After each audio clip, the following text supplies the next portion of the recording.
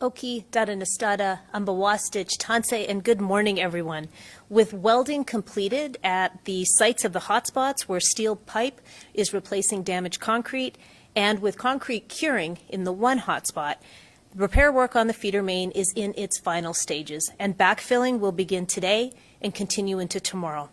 As the work around the pipe and on the ground is winding down, the important stage of refilling the pipe, bringing it back to pressure, and testing water quality will just be getting started.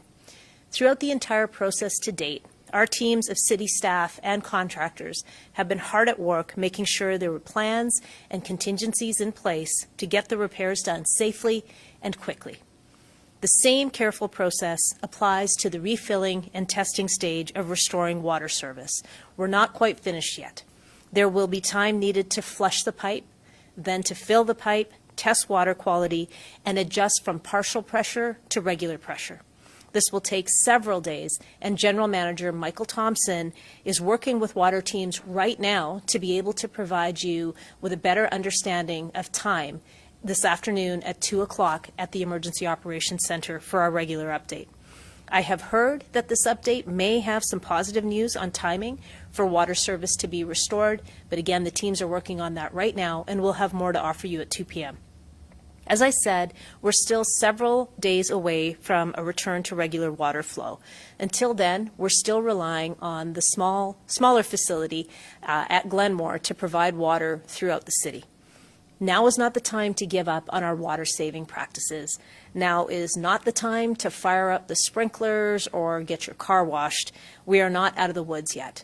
As I explained, after the pipe is fixed and filled with water, AHS will need to test water quality, and the water department will ease us back to regular flow in that pipe. The underground reservoirs will also need to be filled before we can get to the water usage that we are used to. Once the system gets back up and running, we can gradually lift indoor and outdoor restrictions as well as the fire ban, but we still need some more days. The latest water usage numbers show that yesterday we used 476 million liters of water.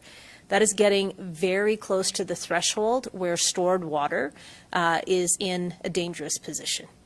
We could be putting supply at risk for life-saving things that are needed in hospitals and care facilities, as well as for firefighters. Yesterday, Calgary Fire Department Acting Chief Deb Bergeson told us that 3 million liters of water were used to fight the condo fire in Prestwick. There were dozens of homes that had to be evacuated, and we are just grateful that no one was hurt and that the fire department was able to respond quickly and had full flow of water to fight this. SEMA Chief Sue Henry said that the event was a sober reminder of why we need a ready water supply for firefighting. You've been doing a great job at saving water for the last 20 days. Our water use is down by 20% over what we typically use. We need to be down a little bit more to ensure that we have water stored up in case of any emergencies like the one that we saw in Prestwick. Now is the time to keep up your great efforts, the things that you've been doing around shorter showers, skipping a load of laundry, and ensuring that you're collecting rainwater for watering your plants. You've been doing great work. Please just keep at it.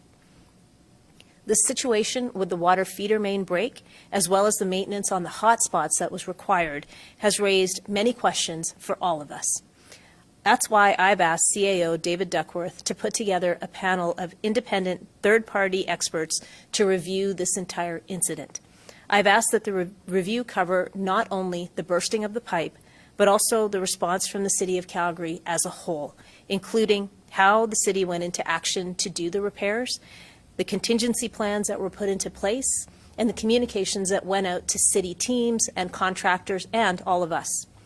That third-party independent panel of experts will get to the bottom of what happened and the steps that were taken. CAO Duckworth intends to bring this framework for the panel to the Infrastructure and Planning Committee next week, and it will then come to a full meeting of Council in July.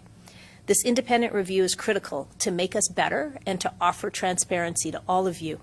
If we are not prepared to learn from a crisis, we miss the opportunity to become stronger.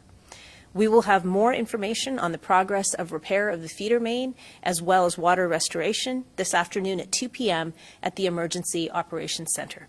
Until then, thank you so much for being good humans and saving water. please take care of each other.